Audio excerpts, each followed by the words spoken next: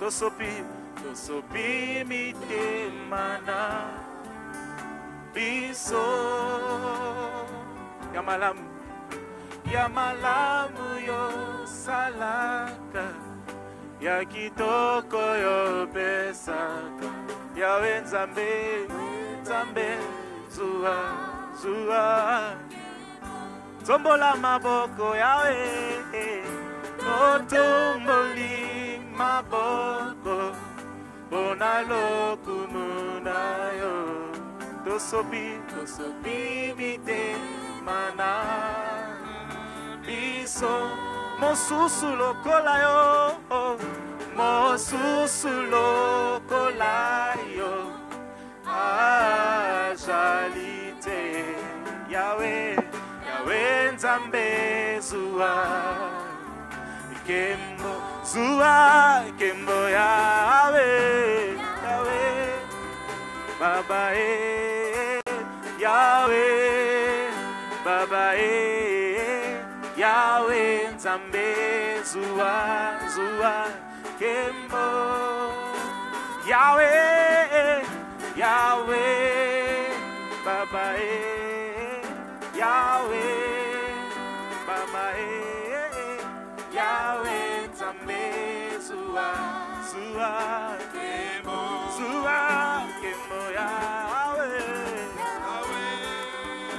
Baba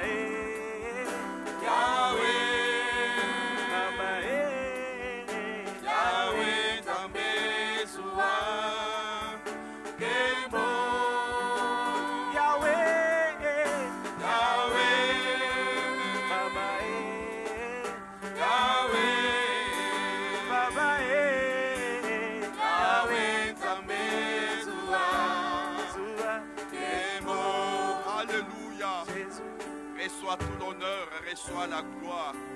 Toi dont le trône est élevé, toi qui nous fais grâce d'être ensemble encore ce soir. Sois béni, toi l'agneau de Dieu. Au rocher qui a accepté de prendre ma place à la croix du calvaire. Tu as accepté de prendre la place de mon frère. Tu as porté sur toi nos péchés. Tu as porté sur toi notre condamnation. Merci Seigneur, au Dieu de gloire. Par ta mort et ta résurrection, aujourd'hui, nous sommes comptés parmi les enfants de Dieu. Nous bénissons ton nom, nous bénissons ta présence. Que toi-même, ô Seigneur, ô Dieu de gloire, ô Jésus-Christ, tu nous prennes en charge. Que ton Esprit Saint nous inspire dans chaque chose, même dans le moindre détail. Rends-nous capables de pouvoir communiquer la pensée que tu as déposée dans notre cœur. Et permets à mon frère et à ma soeur qui nous suit en ces instants de pouvoir, oh mon Dieu, mon rocher, Seigneur Dieu de gloire, recevoir la part que tu lui as préparée. Au nom de Jésus-Christ, que tout esprit te soit soumis. Glorifie-toi et triomphe souverainement. Au nom de Jésus-Christ, toi notre Seigneur et Sauveur qui revient. Nous avons ainsi prié. Amen. Dieu soit loué pour l'opportunité qu'il nous donne d'être ensemble ce soir. Il est toujours au rendez-vous. Partout où nous sommes, à 2 ou à 3, il est là présent. Et c'est sa présence dont nous avons besoin. Parce que seule sa présence rassure, sa présence brise les chaînes, sa présence éclaire, sa présence rassure. Et pendant ces instants, bien-aimés, je voudrais que nous puissions parler d'un thème qui est très intéressant. Ton grand ennemi ne résiste pas au sang de Jésus-Christ. Le grand ennemi de ta vie ne résiste pas au sang de Jésus-Christ. Vous savez, pendant quelques instants, depuis quelques jours, depuis quelques semaines, lorsque vous pouvez écouter même les grands de ce monde, des gens qui même dirigent des nations, il vous parle d'un ennemi qui est en train de ravager le monde, qui est en train de secouer le monde. On parle d'un ennemi qu'on ne peut pas voir, mais qui s'introduit dans des familles, qu'on ne peut pas voir, mais qui s'introduit même dans des sociétés, qui a fait qu'aujourd'hui même la production des entreprises soit vraiment réduite presque à néant à cause de cet ennemi. Et il y a une phrase qui retient mon attention. lorsqu'on est en train de faire la campagne pour voir comment est-ce que résister à cet ennemi, combattre cet ennemi, l'une des choses qu'on est en train de nous encourager à faire, c'est le lavage de mains. Le lavage de mains avec du savon. Et j'aime bien lorsque je peux écouter même certaines autorités dans le but de pouvoir motiver le peuple pour se conformer à toutes ces recommandations qui sont faites. On dit ceci, le lavage de mains avec de l'eau et du savon font que ce virus ne puisse pas résister. Mais ils disent bien, je voudrais bien positionner les mots en disant, ces virus, cet ennemi ne résiste pas au lavage de mains avec de l'eau et du savon. Lorsque vous utilisez de l'eau avec du savon, le virus ne va pas résister.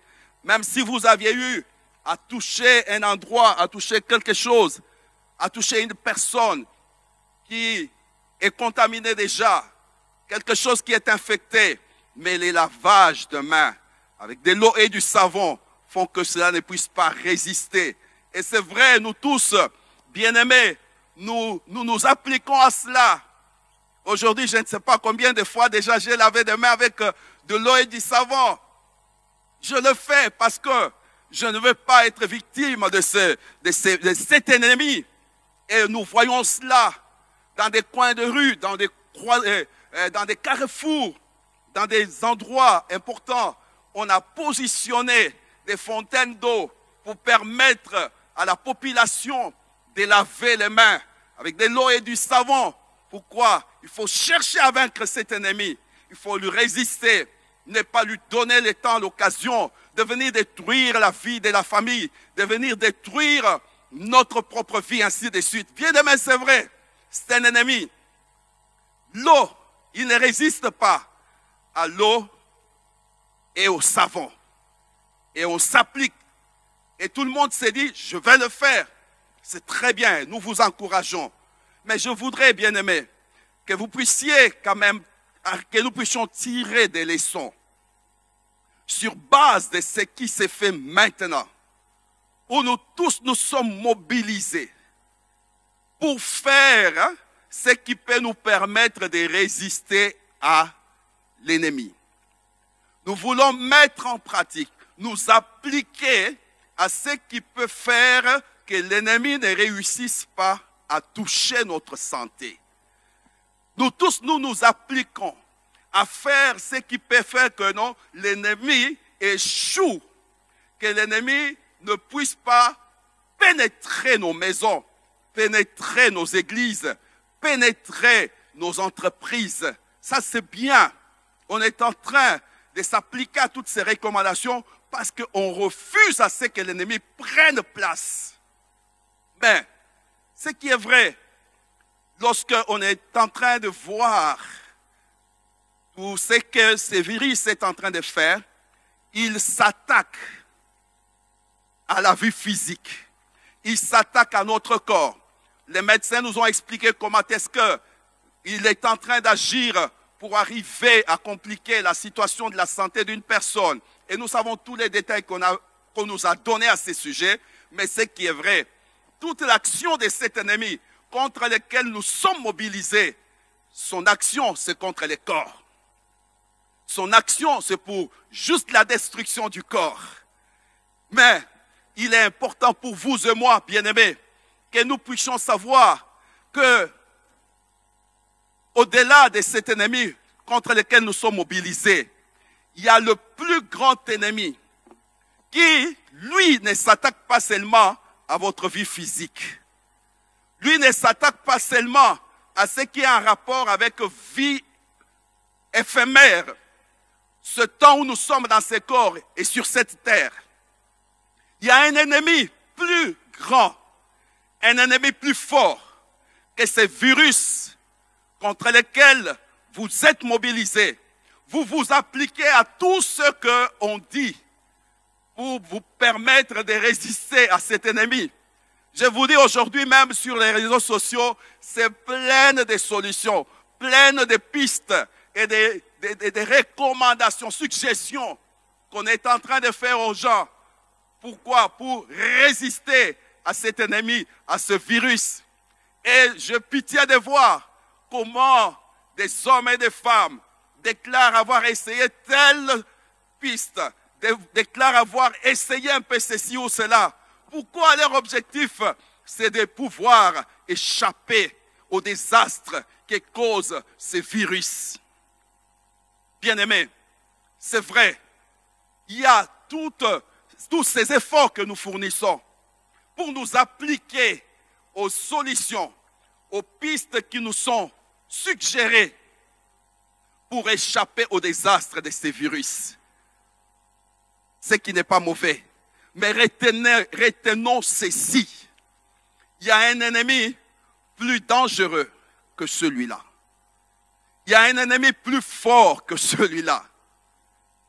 Lui, le désastre qu'il pose, qu'il amène dans votre vie, est plus grand que ce que nous sommes en train de craindre. C'est vrai, aujourd'hui nous nous appliquons à suivre tout ce qui est donné comme recommandation. Pourquoi? Parce que je ne voudrais pas mourir. Je voudrais vivre. Je voudrais encore consommer des années, consommer des jours dans ma vie, ainsi de suite. Mais ce qui est vrai, même si on peut échapper au désastre, à la mort maintenant, ce qui est vrai, la Bible dit un jour nous allons quitter ce corps. Parce que, comme David pouvait dire à Salomon, que je m'en vais sur le chemin de toute la terre. La mort, c'est le chemin de toute la terre. Et nous savons tous que le sang et la chair n'hériteront pas le royaume des cieux. Un jour, d'une ou de l'autre manière, nous aurons à quitter ce monde, soit par la mort ou bien par l'enlèvement. Raison pour laquelle, bien-aimés, il est important, au milieu de cette situation, au milieu de cette tragédie qui est en train de caractériser notre monde d'aujourd'hui, que nous puissions réfléchir. La Bible dit ceci: celui qui réfléchit sur les choses trouve le bonheur. C'est le temps pour nous de réfléchir pour penser un peu. Est-ce qu'aujourd'hui, je suis en train de me battre, de m'appliquer à tout ce qu'on me dit, parce que je vais préserver ma vie? Quelle vie? La vie physique. Mais nous devons savoir, comme un homme de Dieu a dit, que tout homme sage considère non seulement le présent, mais il considère aussi le futur. Dans la vie, si vous ne considérez que le présent, vous êtes malheureux. Tout comme aussi dans la vie, si vous ne vivez que pour le futur, vous êtes malheureux. Vous êtes obligé, si vous êtes sage, si vous êtes intelligent, de considérer et le présent et le futur. Et ici, nous devons savoir que la vie ne va pas s'arrêter seulement au jour de notre mort. Mais nous devons tous savoir que après la mort, la vie va continuer. Et chacun a la responsabilité de se positionner aujourd'hui pour savoir où est-ce que je passerai mon éternité. C'est vrai, nous sommes en train de chercher à résister, à échapper au désastre de cet ennemi que nous voyons, mais sache qu'il y a un ennemi plus fort et plus puissant, plus dangereux, et cet ennemi c'est le péché. Cet ennemi c'est le péché. C'est vrai, bien-aimés, lorsque vous ouvrez des chaînes de télévision, vous ne trouverez pas beaucoup de chaînes qui font la mobilisation contre le péché. Beaucoup de chaînes de télévision, beaucoup de chaînes de radio, beaucoup de médias sociaux ne font que diffuser, propager le message sur cet ennemi que nous connaissons et que nous voyons aujourd'hui. Mais peu s'intéressent à l'ennemi le plus grand, l'ennemi le plus dangereux, qui est le péché. C'est vrai, le virus dont on fait allusion maintenant peut faire qu'un jour le corps soit touché et que même qu'on puisse quitter ce monde un jour. Mais c'est vrai, on peut mourir dans le corps, mais vivre éternellement. On peut bien sûr quitter ce corps, mais pour aller rencontrer le Seigneur pour toujours. Mais nous devons savoir que l'ennemi le plus important, le plus grand ennemi de votre vie, lui, il ne s'attaque pas seulement à votre corps. Mais cet ennemi s'attaque à votre esprit. Il s'attaque à votre âme. Il s'attaque à votre corps. Je voudrais que vous puissiez attirer l'attention, réfléchir pendant quelques instants. Vous devez savoir, bien-aimés, que le péché vous sépare et vous a séparé avec Dieu. Le péché est venu briser la relation entre vous et Dieu. Pas de relation avec Dieu. Alors que vous avez été conçus, vous avez été créés pour vivre en communion avec Dieu. Sans Dieu, votre vie n'a pas de sens. Sans Dieu, vous ressemblez à un arbre qu'on a détaché de la terre. Même si pendant quelques instants, on peut voir que les feuilles sont encore un peu vertes, mais après quelques jours, après même quelques heures, vous allez voir que toutes ces feuilles qui sont vertes vont faner et vont sécher. Sans Dieu, vous ressemblez à un poisson qu'on a sorti de l'eau. Un poisson qui est sorti de l'eau peut faire un peu de mouvement pendant quelque temps, mais en fin de compte, c'est la mort. Bien-aimés, sans Dieu, sans la relation avec Dieu, vous ne pouvez rien faire. Votre vie n'a pas de sens. Sans la relation avec Dieu, vous devez retenir que cela vous rend esclave. Cela vous rend esclave. C'est ça, c'est que le péché, ce grand ennemi, est en train de faire dans votre vie. Le péché nous rend esclaves. Esclaves de Satan. Esclaves de la chair. C'est ça, l'œuvre du péché. Les désastres que le péché est en train de commettre dans votre vie. C'est vrai, nous courons, nous cherchons à tout prix comment échapper à ce que le virus peut faire dans notre vie. Mais pendant quelques instants, bien-aimés, réfléchissons. Il y a de plus dangereux, de plus grave, de plus important que le virus. Le péché. Pensez à cela. Le péché nous a rendus esclaves de Satan, esclaves du monde, esclaves de la chair. Des choses parfois que vous-même, vous savez que ce n'est pas bien. Ces choses me rendent malheureux. L'impudicité me rend malheureux. L'impudicité m'affaiblit et ne me permet pas de pouvoir accomplir le dessein de Dieu pour ma vie, marcher dans la voie de ma destinée. Je trouve que la corruption et bien d'autres choses qui ne cadrent pas avec la parole de Dieu, ces choses viennent m'avilir.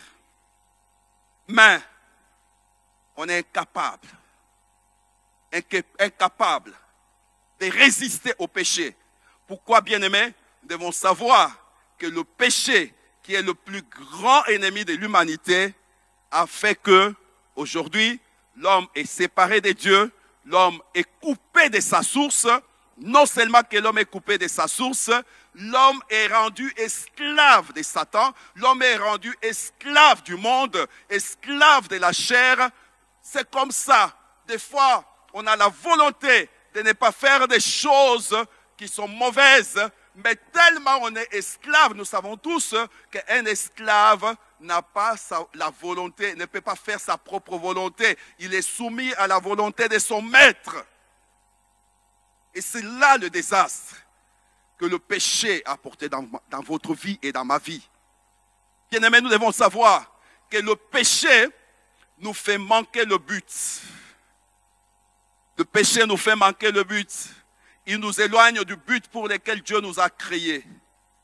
Le péché nous éloigne de la voie de notre destinée. Dieu ne nous a pas destinés à la honte ni à la mort. Mais Dieu nous a destinés à la gloire. Dieu nous a destinés à la vie. Mais le péché nous fait manquer le but. Tu as été créé pour la gloire de Dieu. Mais ce n'est pas ce que tu es en train. Ce n'est pas ce que ta vie manifeste aujourd'hui. Pourquoi? Parce que nous n'avons pas pris, nous ne réfléchissons pas et nous ne prenons pas le temps de nous appliquer à ce que la Bible nous dit pour échapper à ces grands ennemis de la même manière, plus même que ce que nous sommes en train de faire, les efforts que nous fournissons pour échapper à ce virus. Bien-aimés, retenez ceci. Le péché attaque et porte beaucoup de dégâts que le virus dont nous sommes en train de parler aujourd'hui. Et le nombre de ceux qui sont infectés par le péché se compte par des milliards. Se compte par des milliards. Et le nombre de morts, victimes du péché, se compte par milliards. Mais les médias n'en parlent pas. Les gens ne donnent pas beaucoup d'importance à cela. Cela peut vous amener à comprendre comment est-ce que l'ennemi est en train d'aveugler l'humanité, d'aveugler l'homme.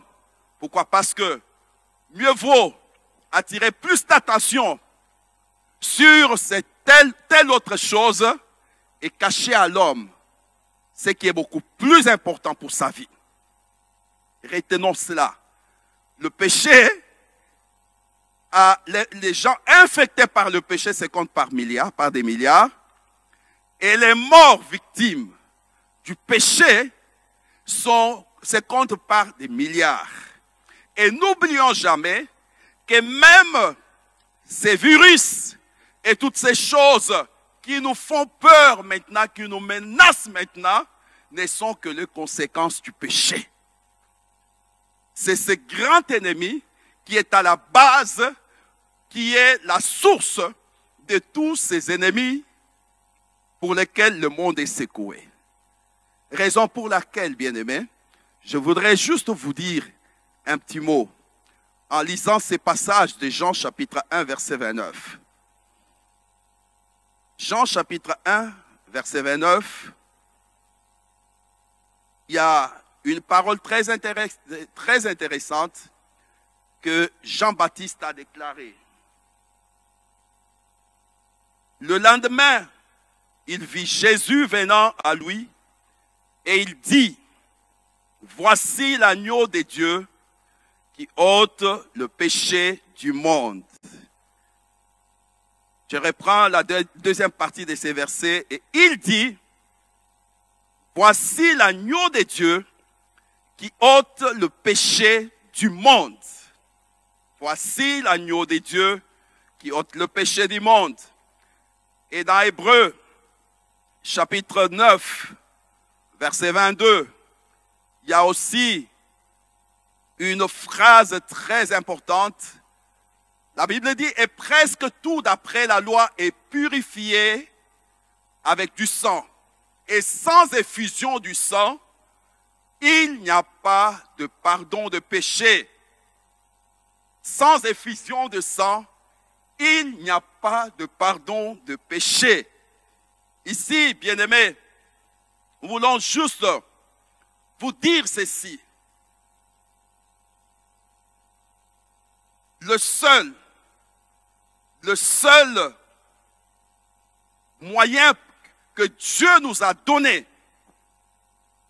par lequel nous pouvons vaincre le péché, par lequel nous pouvons échapper au désastre de ces grands ennemis, le seul moyen, la seule recommandation, s'il y a plusieurs recommandations qui sont données aujourd'hui au monde pour échapper au virus, ainsi de suite, bien aimé, la recommandation la plus importante que Dieu lui-même nous a donnée pour échapper au désastre de ce grand ennemi qui est le péché, c'est le sang de Jésus-Christ. Le sang de Jésus-Christ. La foi dans l'œuvre que Christ a accomplie à la croix du Calvaire. Reconnaître que Jésus-Christ, l'agneau de Dieu, a accepté de prendre votre place et prendre ma place à la croix du Calvaire. Et là, il a versé son sang. Il n'y a que le sang de Jésus-Christ. Il n'y a que le sang de Jésus-Christ qui a le pouvoir de venir ôter le péché. Enlever ce grand ennemi. Il n'y a que le sang de Jésus qui a le pouvoir d'effacer le péché. Effacer le péché. Mon frère, ma soeur, vous êtes en train de nous suivre au travers de la télévision ou autres médias. Sachez que c'est le moment de pouvoir tourner les cœurs, tourner les regards vers celui que Dieu a envoyé dans ce monde. Jésus-Christ, l'agneau de Dieu. Là, nous voyons Jean-Baptiste en train de le présenter à ses disciples. Jean-Baptiste est en train de faire ses déclarations alors que Jésus venait vers lui. Il dit, ils ne sont pas deux, ils ne sont pas trois. Le seul, c'est lui. Le seul, c'est lui. L'agneau de Dieu qui ôte le péché du monde. Dans Actes des Apôtres, chapitre 4, verset 12, il est dit, il n'y a aucun autre nom qui ait été donné parmi les hommes par lesquels nous pouvons être sauvés. Le seul nom qui sauve, le seul nom qui libère, c'est le nom de Jésus-Christ. Et pourquoi aujourd'hui nous pouvons les déclarer avec fierté qu'il n'y a que le nom de Jésus qui sauve, parce qu'il est le seul qui avait accepté de prendre notre place à la croix du Calvaire. Le seul qui, par son amour, avait accepté d'être maltraité, d'être crucifié à votre place et à ma place. Et c'est même la mission principale pour laquelle Jésus-Christ était venu dans ce monde. Il était né pour mourir. Il était venu pour se donner en sacrifice. Lorsque nous parlons du sang de Jésus, cela nous amène à considérer son sacrifice, son œuvre à la croix du Calvaire. Là où il a payé le prix, il a payé la rançon, il a versé son sang.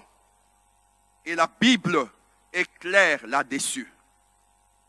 C'est par la foi dans l'œuvre qu'il a accomplie à la croix du Calvaire. Comme la Bible le dit ici dans Éphésiens au chapitre 1. Éphésiens chapitre 1 au verset 7. C'est par le moyen de son sang que nous avons la rédemption. Éphésiens chapitre 1 verset 7 nous dit ceci. En lui, nous avons la rédemption par son sang, le pardon de péché selon la richesse de sa gloire. Il n'y a qu'en Jésus-Christ, que nous avons la rédemption, le rachat.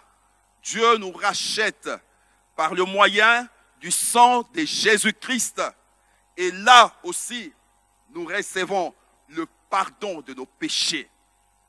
Bien-aimés, il n'y a pas de possibilité pour échapper au désastre que cause ce plus grand ennemi qui est le péché. Il n'y a que l'œuvre que Christ a accomplie à la croix du Calvaire. Il n'y a que le sang que Jésus-Christ a versé à la croix du Calvaire qui peut vous permettre d'échapper au péché et à ses conséquences. Il Il n'y a que le sang de Jésus qui peut nous délivrer du péché et de ses conséquences.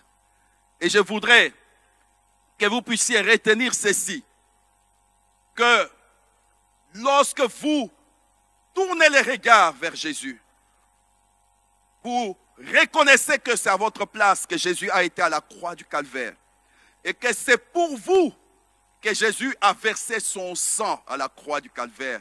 Il y a quelque chose qui se passe. Dans Colossiens chapitre 2, versets 14 à 15, la Bible dit clairement qu'il a effacé. Il a effacé l'acte dont les ordonnances nous condamnaient et qui subsistait contre nous. Et il l'a éliminé en le clouant à la croix. Il a dépouillé les dominations et les autorités et les a livrées publiquement en spectacle en triomphant d'elles par la croix. Bien-aimés, les conséquences du péché, les désastres de cet ennemi sont inévitables pour quiconque n'accepte pas de tourner les regards vers l'agneau de Dieu, vers Jésus-Christ. Les conséquences, les désastres que cause cet ennemi, le péché, bien-aimés, sont inévitables pour toute personne qui refuse de s'appliquer aux recommandations qui sont données par Dieu lui-même. Nous sommes très à l'aise à nous appliquer aux recommandations des médecins, aux recommandations des autorités pour échapper au virus. Mais pensez aux recommandations que Dieu lui-même donne pour que nous puissions échapper au désastre que cause le péché. Sache bien que le péché t'empêche d'accomplir le but pour lequel tu as été créé. Mais lorsque tu reçois Jésus, tu tournes les regards vers l'œuvre qu'il a accomplie à la croix du Calvaire. Qu'est-ce que Jésus fait? Il vient, le sang de Jésus efface tout ce qui donnait à Satan le pouvoir de te garder sous son pouvoir, de te garder comme son esclave. Le sang de Jésus a le pouvoir d'effacer tous les actes, toutes les ordonnances qui donnaient à Satan le pouvoir de te garder dans une vie de bassesse. Comment est-ce que vous-même, vous savez bien que c'est par la grâce de Dieu que vous avez connu cette élévation. Mais les choses que vous êtes en train de faire, alors que Dieu vous a élevé, vous a donné les moyens, quelles sont les œuvres que vous êtes en train de commettre dans le bureau? Quelles sont ces choses que vous êtes en train de faire, bien-aimés, lorsque même vous êtes loin de votre femme, loin de votre mari, et toutes ces choses que vous êtes en train de faire, bien-aimés. Pourquoi? Parce que, donc, il y a un pouvoir, comme il est dit, dans Romains chapitre 8, versets 1 et 2, il y a la loi du péché et de la mort, il y a la loi de l'esprit de vie en Jésus-Christ. Donc, aussi longtemps qu'on est loin de Christ, on n'a pas placé sa foi dans l'œuvre que Christ a accomplie à la croix du Calvaire, on est sous la loi du péché. On est régi par la loi du péché et de la mort. C'est ce qui fait, à tout moment, on est toujours poussé à faire des choses qui ne cadrent pas avec la volonté de Dieu. Mais bien aimé, lorsque vous donnez votre cœur à Jésus, vous placez votre foi dans l'œuvre que Christ a accomplie à la croix du Calvaire, le sang de Jésus-Christ vient effacer toutes ces choses qui vous condamnent à une vie de bassesse, à une vie de sécheresse, à une vie de maladie, toutes ces choses qui t'ont condamné à une vie de péché, une vie de désobéissance, une vie d'impudicité, une vie d'immoralité. Le sang de Jésus vient effacer toutes ces choses qui vous maintenaient dans une vie de misère. Nous croyons à cela, mais non seulement cela. Le sang de Jésus-Christ vous réconcilie avec Dieu, vous ramène dans la présence de Dieu. Selon ce qui est écrit dans Hébreux chapitre 10, verset 19. Le sang de Jésus vous ouvre un accès, un grand accès dans la présence de Dieu. Ça, c'est merveilleux. C'est merveilleux.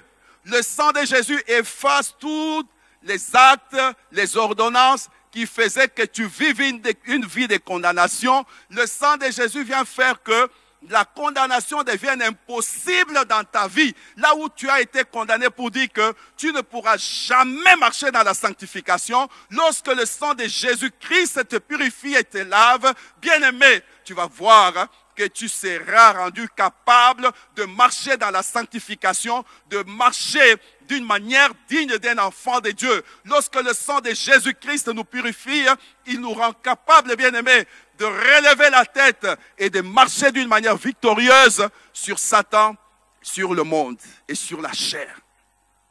Et la deuxième chose que nous avons dit, le sang de Jésus nous donne un accès, un grand accès dans la présence de Dieu. Dans la présence de Dieu. Et le bonheur dans la vie d'un homme, c'est de se maintenir dans la présence de Dieu. Il n'y a rien de merveilleux sur cette terre que d'être admis dans la présence de Dieu. Que d'être admis dans la présence de Dieu. Lorsque tu te tiens dans la présence de Dieu, bien-aimé, sache que pour toi les ténèbres seront remplacées par la lumière. Lorsque tu te tiens dans la présence de Dieu, bien-aimé, la maladie sera remplacée par la guérison. Lorsque tu te tiens dans la présence de Dieu, sache bien que la bénédiction va remplacer même la malédiction. Lorsque tu te tiens dans la présence de Dieu, même lorsque tu traverses la vallée de l'ombre de la mort, tu n'auras rien à craindre. Bien-aimé, mais l'accès dans la présence de Dieu n'est possible que par le moyen du sang de Jésus. N'est possible que par le moyen du sang de Jésus. N'est possible que par le moyen de la foi dans ce que Jésus a accompli à la croix du Calvaire. Et c'est de cette manière-là, bien-aimé, que ce soir, le Seigneur voudrait que tu puisses, même si tu avais déjà donné ton cœur à Jésus, que tu portes encore les regards sur ce que Christ a accompli à la croix du Calvaire. Tu te souviens encore de cela, parce que ta victoire ne dépend pas de tes muscles, ta victoire ne dépend pas de l'argent, mais ta victoire dépend du sang de Jésus-Christ. Apocalypse chapitre 12, verset 11, il y a une déclaration. La Bible dit, ils l'ont vaincu à cause du sang de l'agneau et par les paroles de leur témoignage. Ils l'ont vaincu à cause du sang de l'agneau et par les paroles de leur témoignage. Et bien sûr, on ajoute, ils n'ont pas aimé leur vie jusqu'à craindre la mort. Bien-aimés, je ne sais pas quelle est la situation par laquelle vous êtes en train de passer. Quelles sont les réalités de votre vie? Que vraiment le Saint-Esprit t'amène encore à retrouver de la force. Si tu étais déjà affaibli, si tu étais déjà coincé parce que la situation est tellement compliquée pour ta vie, mais sache, quelqu'un était à la croix du Calvaire à ta place. Et à la croix du Calvaire, il s'est chargé de tes péchés. Il s'est chargé de tes maladies. Il s'est chargé de tes malédictions. À la croix du Calvaire, Jésus a pris ta condamnation. Tu n'es plus condamné à vivre comme un esclave de Satan. Tu n'es plus condamné à vivre comme un esclave du péché. Tu n'es plus condamné à vivre comme un esclave de la maladie. Tu peux relever la tête, non pas à cause de tes efforts, mais en t'appuyant sur l'œuvre que Christ a accomplie à la croix du Calvaire, là où il a versé son sang. Et par la puissance du sang de Jésus-Christ, tout pouvoir du péché est anéanti. Par la puissance du sang de Jésus-Christ, tout pouvoir de la maladie est anéanti. Par la puissance du sang de Jésus-Christ, tout pouvoir de la mort est anéanti.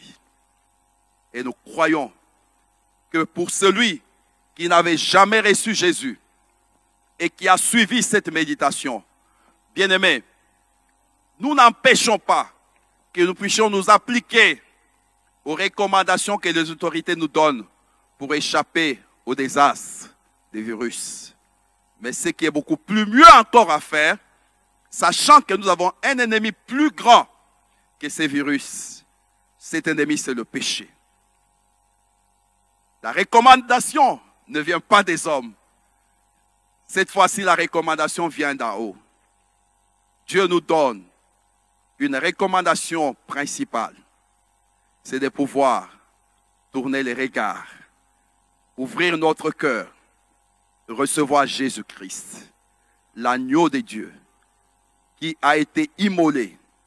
Recevoir Jésus-Christ, lui notre Pâque, qui soit votre Seigneur et votre Sauveur personnel. Une courte prière pour lui dire: Jésus, viens dans ma vie. Sois mon Seigneur et mon Sauveur. Je crois fermement que tu as été crucifié. Tu as versé ton sang à cause de mes péchés. Et tu es sorti du tombeau. Tu es ressuscité pour ma justification. Et ce soir, je te donne ma vie. Et en faisant cette courte prière, croyez fermement. Parce que la Bible dit: quiconque invoquera le nom du Seigneur sera sauvé. Tu es sauvé par la foi en Jésus.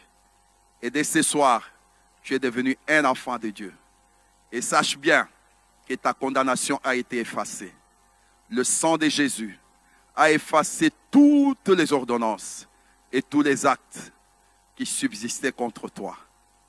Au nom de Jésus, que ce soit un nouveau départ, une nouvelle dimension que ta vie va connaître. Une étape, une saison de victoire, une saison d'une vie de sanctification, une saison d'une vie de triomphe sur le monde et sur Satan. Nous voulons prier.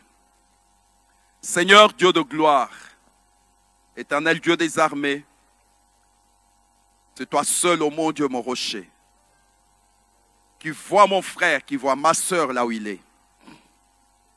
Tu envoies ta parole. Elle ne revient pas à toi sans avoir accompli le but pour lequel elle a été envoyée. Au nom de Jésus, Seigneur Dieu de gloire, que toi-même, Seigneur, par la puissance du Saint-Esprit, tu permettes à ce que mon frère, ma soeur, qui a écouté, Seigneur, oh mon Dieu, cette méditation, puisse tourner ses regards, puisse ouvrir son cœur à Jésus-Christ, l'agneau de Dieu qui ôte les péchés du monde. Lui qui a versé son sang à la croix du Calvaire, pour qu'au moyen de son sang, nous ressuscitions la rédemption et le pardon de nos péchés. Au nom de Jésus, et nous croyons que la foi dans l'œuvre que Christ a accomplie à la croix du Calvaire nous garantit une éternité avec toi, nous garantit une vie abondante ici sur la terre. Que cela soit l'expérience de mon frère, que cela soit l'expérience de celui qui est malade. Nous proclamons la guérison à cause de l'œuvre que tu as accomplie à la croix du Calvaire, à cause du sang que Jésus a versé à la croix du Calvaire. Nous proclamons la guérison, nous proclamons la restauration. Que la main puissante de Dieu soit sur ta vie. Au nom de Jésus-Christ, nous avons ainsi prié. Amen. Gloire à Dieu.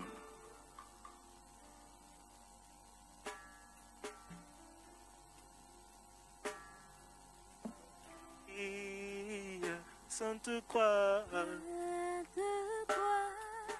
Sainte croix, en toi je la vis.